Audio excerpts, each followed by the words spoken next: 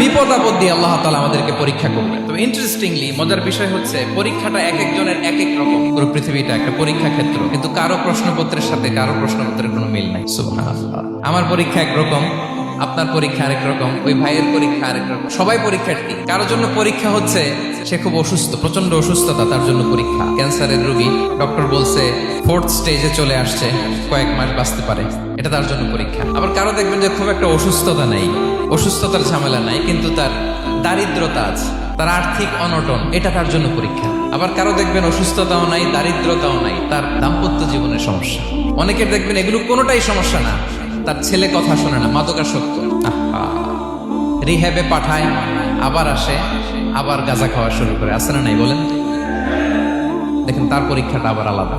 তাহলে পরীক্ষা ছাড়া, বিপদ আপদ ছাড়া দুনিয়াতে কেউ নাই।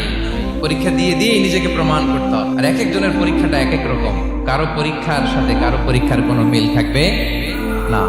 তো মাঝে মাঝে আমরা এটা ভুলে যাই। আল্লাহ তাআলা কালামে পাকে রিমাইন্ডার দিয়ে আমাদেরকে স্মরণ করিয়ে দিতে চান যে এই পৃথিবীতে আসলে তোমরা এসেছো পরীক্ষা দিতে। এটাই জীবনের বড় বাস্তবতা। এটা যদি ভুলে না যান, এটা যদি আপনার মাইন্ডসেটে থাকে যে পুরো জীবনটা একটা পরীক্ষা, তাহলে দেখবেন কোনো কিছু আপনাকে কাবু করতে পারবে না। আপনি হতাশ হবেন না, জীবন নিয়ে আর অভিযোগ থাকবেন, আপনি ভেঙে পড়বেন না, সব অভিযোগ হতাশা দূর হয়ে যাবে।